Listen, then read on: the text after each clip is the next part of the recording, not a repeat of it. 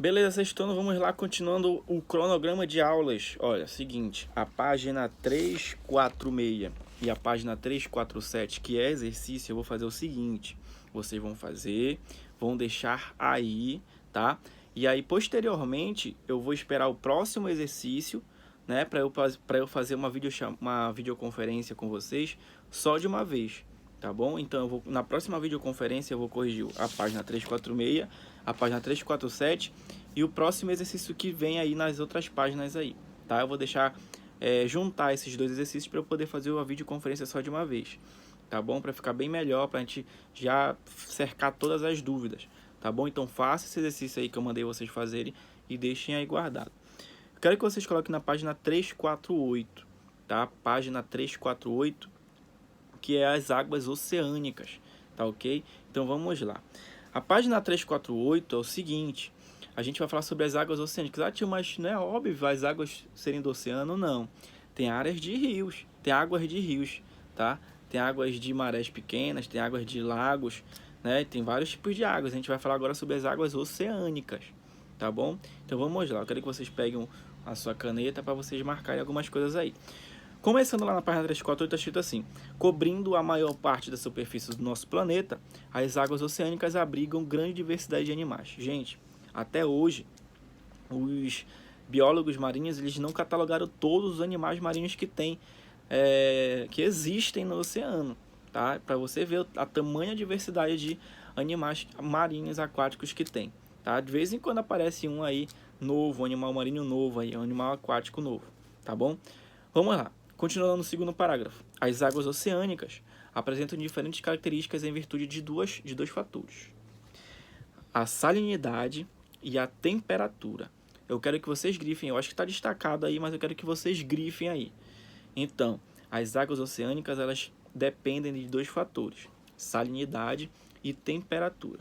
Vamos lá um por um.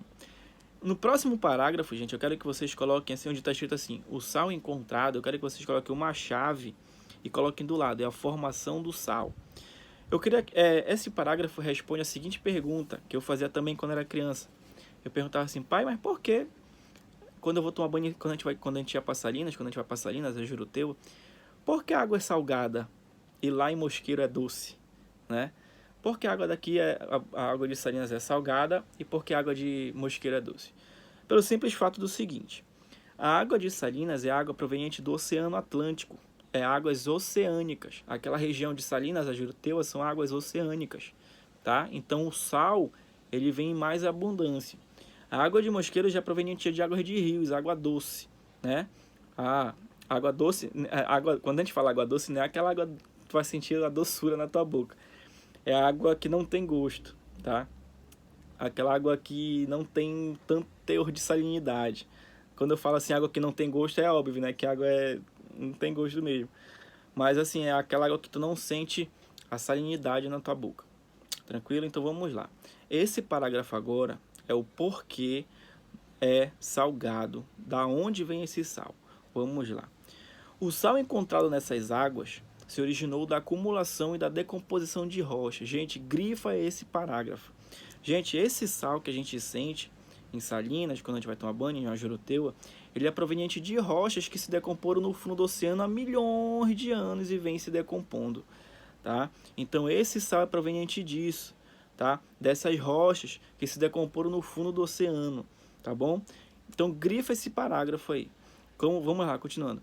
Em geral, as águas dos oceanos apresentam 35 gramas de sais minerais por litro de água, mas isso pode variar conforme a intensidade de evaporação da água. Gente, não é que, por exemplo, a água do Oceano Atlântico aqui, que banha o Brasil, outra coisa. O único oceano que banha o Brasil é o Oceano Atlântico. Não vão esquecer isso aí, tá? O único oceano que banha o Brasil é o Oceano Atlântico. Porém, é o seguinte: não é porque a água do Oceano Atlântico aqui é salgada que a do Oceano Pacífico, lá do outro lado do mundo, também vai ser o mesmo teor de sal. Não. Pode ser que um oceano seja mais salgado que o outro, a água seja mais salgada do que o outro. Isso depende da evaporação da água. Então, grifa isso aí, tá? Tá escrito assim. Aliás, grifa todo o parágrafo logo. Vou repetir. A salinidade do oceano ele depende da evaporação da água, tá bom? Não vão esquecer. Continuando, sobre a temperatura. A temperatura das águas dos oceanos e mares varia principalmente conforme a sua localização. Três fatores. Se eu perguntar na prova, a temperatura das águas dos oceanos e mares, elas dependem de quê? São três fatores. Localização geográfica, tá? Profundidade e a atuação das correntes marítimas. Isso está no parágrafo seguinte, então grifa também, tá? A temperatura ela depende da localização geográfica, da profundidade e da atuação das correntes marítimas. Vamos ver um por um aí. Gente, quando o oceano, ou o local, ou o território está perto da linha do Equador, é um local quente. Lembrem que eu falei no começo do ano para vocês. Gente, quanto mais perto da linha do Equador, mais calor, mais energia, tá? Eu até expliquei no quadro para vocês lá, tá? Então, olha aí, na segunda avaliação a gente tá voltando ao assunto da primeira. Olha como é importante aprender, não decorar. Olha aí como é importante. Então, olha aí, quanto mais perto da linha do Equador, mais quente, mais calor. Então, esse oceano, quando está mais perto da linha do Equador, ele faz mais calor, né? Essa água, ela tende a ser um pouco mais quente, tá? Beleza. Então, quanto mais afastado, tende a ser um pouco mais fria. Tranquilo? Então, a localização geográfica, ela depende muito para determinar a temperatura da água do oceano. Isso está escrito no próximo parágrafo, vamos ler rapidinho. Próximo da linha do Equador, as águas oceânicas apresentam temperaturas mais elevadas em razão da maior incidência da radiação solar. Já perto dos polos, que é afastado da linha do Equador, as temperaturas são mais baixas pela menor atuação da radiação solar. Fechou. Outro fator, a profundidade. Gente, quando o oceano ele é muito fundo, o raio solar ele não consegue penetrar até lá no fundo. Então as águas elas ficam sem calor, sem energia o tempo todo e elas ficam frias. E essa água fria acaba determinando a temperatura do oceano no local. Vamos lá ler no penúltimo parágrafo.